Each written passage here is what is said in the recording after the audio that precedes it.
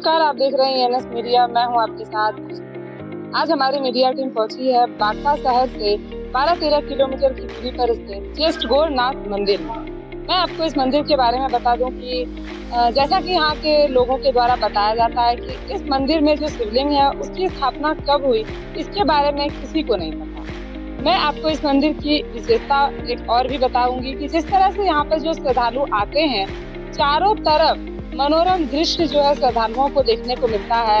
हर तरफ पहाड़ से घिरा हुआ यह मंदिर है चारों तरफ, और बहुत ही मनोरम दृश्य जो कह सकते हैं कि इस मंदिर में आने के बाद मन को एक अलग तरह का सुकून, एक अलग तरह की शांति जो है इस मंदिर में मिलती है। मैं आपको बता दूं कि यह मंदिर चेस्ट गोरनाथ कहा जाता है क्योंकि बाबा जो है बैद्यनाथ धाम, बासुकीनाथ धाम से भी कहा जाता है कि वो सभी देवों में ज्येष्ठ है, इसलिए इस जो है शिवलिंग का नाम चेस्ट गोरनाथ धाम पड़ा है।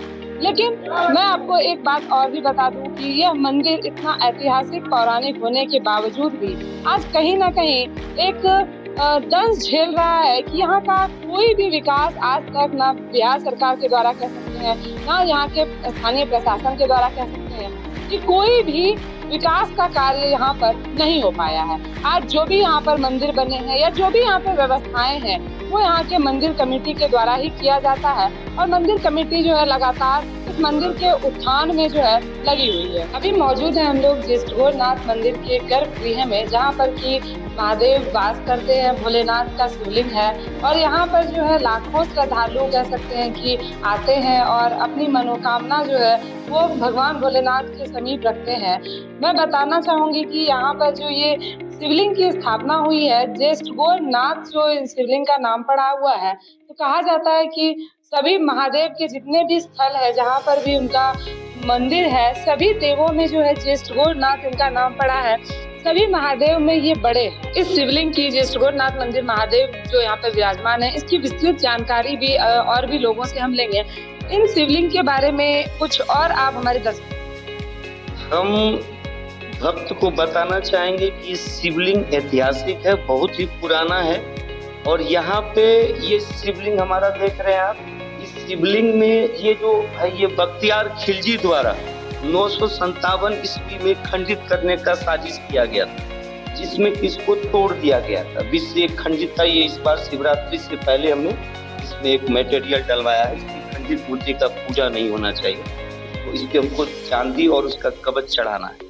यहाँ पे एक मूर्ति और है जो कि विश्व का पहला मूर्ति है, और वो कहीं नहीं है। मैं दावे के साथ कहता हूँ वो कहीं नहीं है। आइए मैं दिखाता हूँ। शिवलिंग जो हमारा है ये विश्व का पहला शिवलिंग, क्योंकि इस शिवलिंग में आप देखेंगे कि भगवान विष्णु का शिवलिंग है महादेव का, लेकिन इसमें पूरा प्रतिमा बना हुआ है विष्णु का। यहीं पे बगल में थे लक्ष्मी, ये हो गए नारायण, और ये थे लक्ष्मी। लक्ष्मी की भी प्रतिमा इसी धातु की जो कि चोरी हो गई। अमूल्य धातु की वो पत्थर थी जिसको हम लोग पूजा करते थे, नारायण लक्ष्मी, और वो चोरी हो गई। ये पत्थर अभी हम जान रहे हैं कि ये कम से कम 1400-1500 साल पुराना है, जो कि यहाँ पे है। ये मेरे पास इसका डाटा है, हमने रखा है। ये जो शिवलिंग में नारायण की प्रतिमा जो उकेरी गई है वो आप मतलब लोगों के द्वारा उकेरी गई है या ये पहले से ही है? नहीं, ये पहले से ही। ये जब यहाँ पे खिलजी द्वारा आक्रमण किया गया था, मैं भी एक और मसूदन पादुका आपको दिखाऊंगा, जिसको कि बगल में एक सरोवर है, उसमें फेंक दिया गया वो उसी टाइम। तो फिर लोग उसमें मछली मारने गए तो वो फिर मिला, जिसको कि जेठौर में स्थापित कर दिया गया। और ये लिंक जुड़ा हुआ है मसूदन भगवान बौसी से। आप बौसी जाएंगे तो वहाँ मसूदन भगवान का पूरा शरीर है, लेकिन चरण नहीं। वो चरण कहाँ है? वो चरण जेठौर। आइए मैं दिखाऊं हमारा मसूदन चरण पादुका। आप जब मसूदन पहुंचेंगे, जब आप बौसी पहुंचेंगे, मसूदन आज धार्मिक ट्रस्ट है, बहुत बड़ा इंटरनेशनल जगह है, लेकिन वहाँ मसूदन भगवान का आपको पैर तक मिलेगा, लेकिन उनका चरण नहीं मिलेगा। वो चरण हमारे जेठौर स्थान में स्थापित है। और जितना साल आप कहिए कि आपका मसूदन भगवान वहाँ से है स्थापित, उतने साल से यहाँ, क्योंकि भगवान वहाँ चरण यहाँ, दोनों जगह का तो बात एक ही होगा ना। तो ये हमारे मधुसूदन भगवान का मधुसूदन चरण पादुका। लेकिन वहाँ क्या है, सब कुछ भव्य है तो भव्य दिखता है। हमने यहाँ पे पैसा के कारण बोलिए या जैसे कहिए नहीं कर पाए हैं, तो आज यहाँ है तो सबके लिए जर्नल, इसी को भव्य कर देंगे तो बड़ा हो जाएगा। जैसा कि इनसे सुना आपने कि भगवान मधुसूदन का जो मंदिर है जो बौंसी में स्थित है, वो अभी बहुत सारी सरकारी जो है योजनाएं वहाँ पर आकर उसको विकसित करने के लिए बहुत सारे लोग वहाँ पर लगे हुए हैं। काफी ज्यादा वहाँ पर जो है मधुसूदन को विकसित करने के लिए पर्यटन स्थल के रूप में विकसित करने के लिए किया जा रहा है। लेकिन उतनी ही महानता जो है इस जेठोरनाथ में मंदिर में भी बसी हुई है, कहीं ना कहीं उससे ज्यादा ही बसी हुई है। लेकिन फिर भी यहाँ इस मंदिर के लिए कोई भी आगे आकर न प्रशासन न बिहार सरकार कोई भी कुछ भी नहीं कर रही है। आइए और भी हम आपको यहाँ पर दिखाएंगे। इसी मंदिर के प्रांगण में एक चंद्रकूप है जहाँ से कि श्रद्धालु जल लेकर शिवलिंग पे अर्पित करते हैं। इनकी भी एक अलग ही विशेषता, एक अलग ही कहानी है जो कि हम यहाँ के पुजारी से जानेंगे। क्या कहानी है इस? ये एक मसूमात सिकानपुर के जो मसूमात हैं वो 20 बीघा जमीन बेच के सस्ती समय में वो कुआं खुदवाए थे, जो कि उनको बाल बच्चा नहीं था, जिसके कारण वो यहीं पर अनुदान दे दिए मंदिर कुआं से जल मेरा चढ़ेगा तो मेरा नाम भी होगा। तो खुदवा के चले गए। कुआं में खोदने के बाद पानी नहीं निकला, जिसके चलते गंगा जी से जाके जल ला के इनमें दिया गया, जो कि अभी तक जल बाबा के यहाँ बरकरार चल रहा है, उनसे जल चढ़ रहा है। कोई मसूमात जो हैं भागो देवी नाम करके हैं, वही चढ़वाए हैं। जैसा कि इन्होंने बताया कि एक विधवा औरत थी जिन्होंने कि अपना सब कुछ बेचकर इस कुआं को खुदवाया, अपना सारा जमीन जो भी था वो बेच के इस कुआं को खुदवाया, लेकिन फिर भी यहाँ पर जो है पानी नहीं निकल पाया। इसके बाद किसी ने, कोई भक्त ने जाकर वहाँ सुल्तानगंज से माँ गंगा के जल को उठाकर इस कुएं में डाला जा, तब से जो है इस कुएं में पानी है और श्रद्धालु उसी गंगा के जल को कह सकते हैं कि वो गंगा का जल ही है, जिससे कि अब तक यहाँ पर पानी जो है कुएं में है। उसी गंगा के जल को लेकर शिवजी पे चढ़ाते हैं और अपनी मनोकामना मांगते हैं। यहाँ पे जो है कुछ लोग मौजूद हैं, उनसे भी हम बात करेंगे और जानेंगे कि कैसे इस मंदिर की स्थापना हुई, कैसे इस लिंग की स्थापना हुई, क्या क्या महत्व है यहाँ पर। मैं और भी लोगों से आपको बताने का प्रयास करूंगी। क्या नाम हुआ आपका? प्रीतम कुमार सिंह। सबसे पहले तो आप ये बताएं कि ये जो शिवलिंग है इसकी स्थापना कब से हुई है, कब से यहाँ पे मंदिर बना? बहुत पुराना है शिवलिंग। बाबा ज्येष्ठ गौरनाथ ज्येष्ठ सबसे बड़ा है, बैजनाथ धाम, बासुकीनाथ और जो भी, इसलिए इनका नाम ज्येष्ठ गौरनाथ पड़ा। ये हम लोग को क्या, हमारे पूर्वजों को भी पता नहीं है कि कब ये शिवलिंग स्थान। तो जैसा कि आपने सुना कि यहाँ पर जो है शिवलिंग की स्थापना कब हुई है इसकी किसी को जानकारी नहीं है, लेकिन बैजनाथ धाम, बासुकीनाथ से भी ये बड़े माने जाते हैं। आप ये बताएं कि ये जो मंदिर की जो मतलब यहाँ पे जो खर्च वगैरह होता है मंदिर का जो भी चलाने के लिए, ये कहाँ से आता है? ये मंदिर के भक्तजन के कृपा से और हमारे समिति गठन हुआ है। कमेटी का यहाँ ज्येष्ठ गौरनाथ महादेव मंदिर समिति के नाम से, जिसका अध्यक्ष दुर्गा सिंह जी है और सचिव पंकज सिंह जी हैं और कोषाध्यक्ष अवधेश जी हैं, आशुतोष जी हैं। ये सभी और हम लोग सभी सदस्य हैं, सभी मिलके इनको यहाँ महादेव मंदिर में दाता से भी लेके देके अपना कार्य रूप चलाते हैं। आपका क्या नाम हुआ? मेरा नाम पंकज सिंह है और मैं जेठोरनाथ मंदिर समिति का सचिव हूँ। जैसे कि इन्होंने बताया कि जो भी यहाँ पे खर्च होता है, जिस तरह से इस मंदिर की महानता है, जिस तरह से महत्ता है, क्योंकि बैजनाथ धाम और बासुकीनाथ से भी बड़े माने जाते हैं। सभी जगह सभी मंदिरों का आज विकास हो चुका है, सभी मंदिर जो है बहुत ही प्रतिष्ठित रूप में उभर के सामने आए हैं। लेकिन जिस तरह से जेठोरनाथ मंदिर की इतनी महानता है, नहीं इनका ज्यादा जो है न विकास यहाँ पर हो पाया, न यहाँ के जो है प्रशासन का कितना ध्यान आपको लगता है कि है और कितना पड़ना चाहिए? एकदम सही कहा आपने कि और मंदिर का विकास हो रहा है और ज्येष्ठ गौरनाथ का विकास नहीं हुआ। अभी नहीं हुआ, हमने इसलिए कहा कि यहाँ पे हमने जेठोरनाथ मंदिर कमेटी का मैंने गठन किया है 17 अप्रैल 2022 में। उसके पहले क्या था नहीं था मुझे नहीं पता, कैसे जेठोर चल रहा था ये भी मुझे पता नहीं। और आपने इनसे पूछा कि जेठोर कितना साल पुराना है, तो 1400 साल पुराने का इतिहास हमारे पास है। जब लेंजर्ड किंगडम यहाँ आक्रमण किए थे, महादेव का शिवलिंग फट गया था, खंडित नंदी पड़ा हुआ था। इसको 2022 में मैंने सबको चेंज करवाया था। खंडित मूर्ति का भी पूजा करने से अशुभ होता है। तो 2022 से 2023 अभी अप्रैल मैंने वर्षगांठ मनाया है अभी अपना 17 अप्रैल को। उसके पहले उसके बाद का आप जेठोर देखिए, आपको समझ में आएगा कि कितना विकास हुआ है।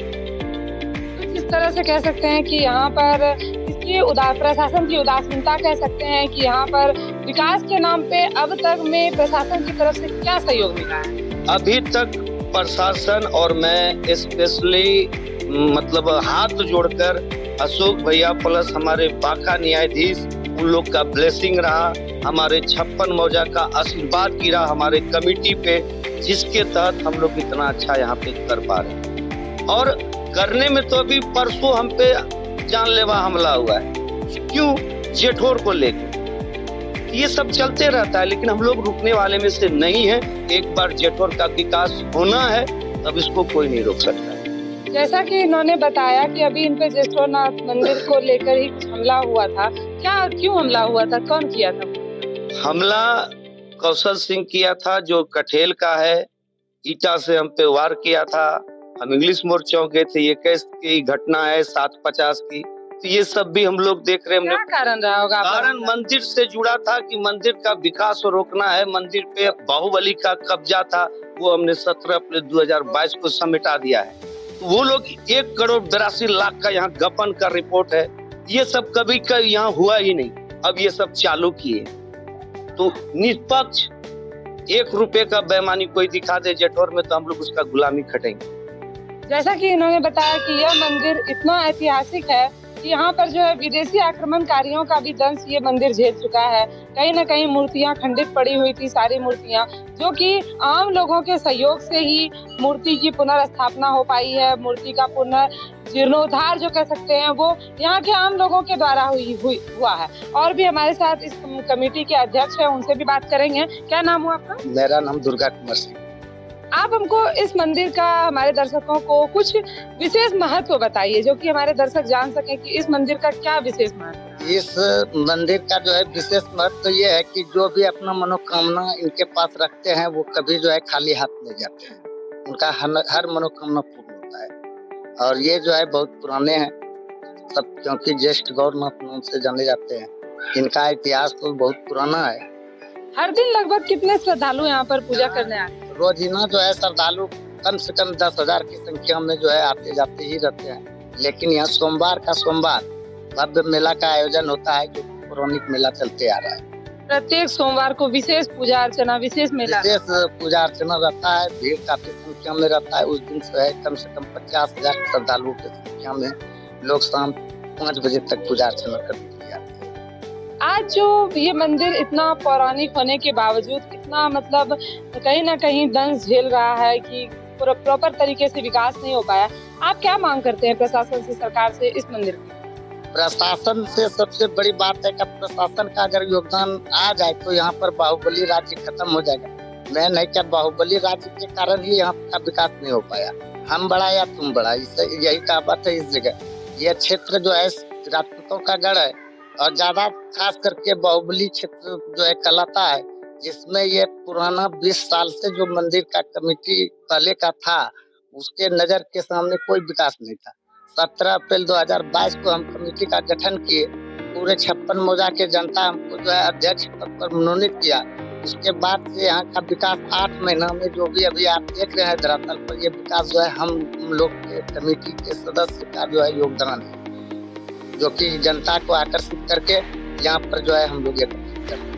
यहाँ पर 2 बातें होती है, जैसा कि आपने बताया कि एक बाहुबली का जो भी है राज टाइप में कह सकते हैं कि सत्ता का या इसको हड़पने का जो भी है वो है। और मैं ये आपसे जानना चाहूंगी कि जिस तरह से अभी इस मंदिर का जितना विकास होना चाहिए था वो नहीं हुआ, इसमें 2 चीजें हैं, या तो प्रशासन की जो है अनदेखी है या फिर बाहुबली का। आपको क्या लगता है कि सबसे ज्यादा क्या इस पे प्रभाव डाल रहा है इसके विकास? प्रशासन के तरफ अनदेखी भी था और बाहुबली का साम्राज्य भी था। लेकिन अब जो है हम लोग के टीम ने जो है इसको खत्म करने का जो है प्रयास कर रहे हैं। प्रशासन को भी अपने तरफ हम लोग आकर्षित किए।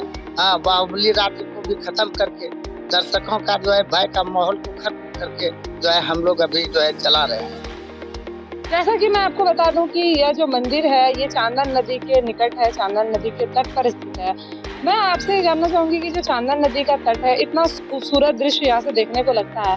बालू उठाव की कुछ बातें जो है वो यहाँ पे आती है कि बालू लगातार उठाव होता है। क्या कहना चाहेंगे इस बारे में? कितनी आपको लगता है कि बालू उठाव होने के कारण मंदिर की सुंदरता कितनी कम हो जाएगी या फिर कितना और खतरा बढ़ जाएगा?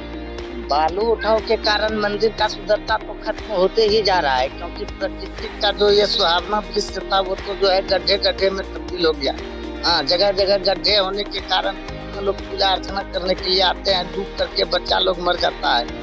पूरा आंदोलन भी हुआ था लेकिन बालू का उठाव बंद नहीं हुआ। जगह जगह इस जगह का टोटल जो है प्राप्त कर दिया गया और अभी तक बालू उठाव जारी है। बालू उठाव रोकने के लिए प्रशासन से क्या मांग? प्रशासन को जो है कितना बार जो है जनता द्वारा मतलब लिखित आवेदन भी दिया गया, लेकिन प्रशासन आता है तो 2-4 दिन के लिए बंद हो जाता है, फिर उसी तरह जो है बालू उठाव शुरू हो जाता है। इसके पीछे क्या राज है इसका तो जो है हकीकत में। तो जैसा कि आपने सुना हो रहा है, ट्रक वगैरह जा रही है, यहाँ पे हमारा मंदिर है। अभी इस पे 2.25 लाख रुपया हम खर्चा करके पेंट करवाए हैं और इस पे फिर 1 इंच का धूल जम गया। कैसे? वो ट्रांसपोर्टिंग की वजह से जो धूल उड़ती है वो हमारे मंदिर को गंदा कर रहा है। हम तो प्रशासन से चाहेंगे, बाका न्यायाधीश सबसे चाहेंगे कि हमारा मंदिर स्वच्छ रहे, पवित्र रहे। ये श्रद्धालुओं का जगह है। जैसा कि इन्होंने अभी बताया अध्यक्ष जी ने कि पूजा अर्चना करने के लिए लोग आते हैं और बच्चे डूब के मर जाते हैं। अभी तक अगर हाल में देखा जाए तो कितने ऐसे केस हुए हैं जो आपको जानकारी में? हमको तो लगता है 4-5 तो मीडिया के नजर में है, 4-5 तो मीडिया के नजर में, हम लोग की तो नजर में 6-7 है। मीडिया के नजर में 4-5 है जो कि मीडिया छापा है। इस बालू उठाव को रोकने के लिए आप लोगों ने किनको आवेदन दिया था? कहाँ आपने आवेदन?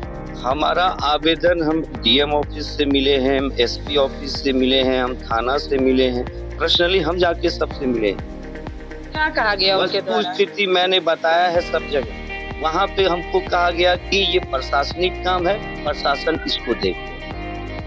लेकिन अब तक कोई कार्रवाई? तक यहाँ पे 100 सन्नाटा है। अब हम अस्थिर देख रहे हैं, अब इसके बाद नहीं होगा तो हम आगे का भी देखें।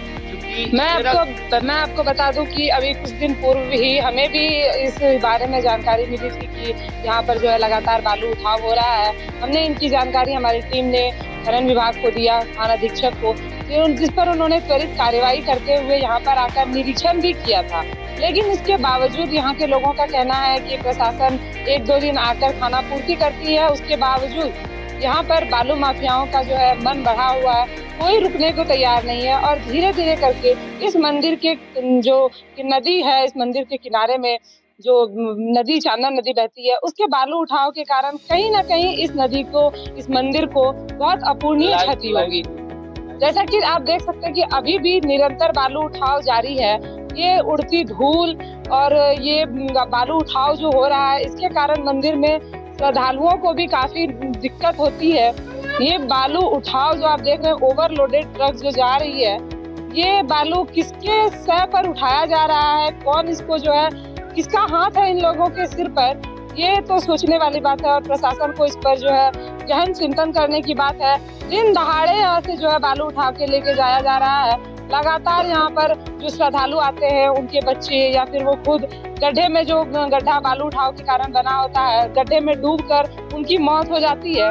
इसके जिम्मेदार कौन है? प्रशासन को इस पर गहरी चिंता करने की आवश्यकता है, जिससे कि यह मंदिर और भी अपने आगे बढ़े और मंदिर का जो है अच्छे से विकास हो सके और यहाँ पर श्रद्धालुओं का लगातार आना जाना और ज्यादा बढ़ जाए। मंदिर के ठीक जो है बगल में चांदन नदी के किनारे जो है कर्णचिता स्थली है, जहाँ पर कि अभी मैं आपको लेकर जा रही हूँ। लेकिन उसके ठीक बगल में आप ये देख सकते हैं कि किस कदर यहाँ पर बालू माफियाओं के द्वारा इस मंदिर की सुंदरता पर ग्रहण लगाने का जो काम किया गया है, वो आप साफ साफ हमारे कैमरे में देख सकते हैं कि चारों तरफ लगातार दिन में रात में बालू उठाकर यहाँ के इस नदी की और इस मंदिर की जो सुंदरता पर ग्रहण लगाया जा रहा है, ये कहीं ना कहीं निंदनीय है। प्रशासन को इस पर कड़े से कड़े कदम उठाना चाहिए। अब हम आपको लेकर आए हैं ज्येष्ठ गौरनाथ मंदिर के कर्णचिता भूमि है, वहाँ पर। आपको मैं बता दूं कि कर्ण सीता भूमि के बारे में अनेकों कहानियां हमने भी सुनी है, लेकिन मैं यहाँ के ही जो है अध्यक्ष हैं उनसे आपको जानकारी दिलाना चाहूंगी कि ये जो कर्ण सीता भूमि है, क्या इसकी कहानी है, इसके पीछे की क्या विशेष महत्ता है? ये कहानी जो है महाभारत काल से जुड़ा हुआ है, क्योंकि जो है कर्ण का जब मौत था तो भगवान कृष्ण से उन्होंने मांगा था कि भगवान हमको वैसा जगह पर जलाइएगा जहाँ पर किसी का लाश नहीं जला। तो कर्ण का यहीं पर जो है जलाया गया था। यहाँ पर एक गिलास में भगवान अपनी तलहटी पर जलाए हैं। ये तलहटी है भगवान कृष्ण, ये तब से ही प्रसिद्ध है कर्ण सीतागढ़। जैसा कि आपने सुना कि ये स्थल जो है इसको किसी के सबूत की आवश्यकता नहीं है कि किस तरह से यहाँ पर जो है कर्ण सीता स्थली या जिस गोरखनाथ मंदिर की स्थापना हुई। महाभारत के काल से ही यह जगह जो है चर्चित रहा और तब से जैसा कि आपने जाना कि जो कर्ण थे, दानवीर कर्ण, जिनकी की अनेकों जो है बातें उनकी प्रचलित है। दानवीर कर्ण की जब मौत हुई थी तो उन्होंने भगवान श्री कृष्ण से ये कहा था कि हमें ऐसे जगह पर जलाया जाए जहाँ पर किसी का भी शव को न जलाया हो। भगवान श्री कृष्ण ने अपने हाथों पर कर्ण को लेकर तीनों लोग ब्रह्मांड में घूमते रहे और उसके बाद यह जगह जो है उनके लिए उन्होंने सुनिश्चित किया और यहाँ पर कर्ण को अपने हाथों पर, अपने तलहटी पर रखकर उन्होंने उन्हें जलाया। और तब से लेकर आज तक जो है महाभारत काल में भी इसकी जो है व्याख्या की गई है, बताया गया है और तब से यहाँ पर जो है इस कर्ण सीता स्थली पर अभी भी लोगों के शव को जलाया जाता है और एक तरह से यहाँ पर शमशान कह सकते हैं कि बनाया गया है।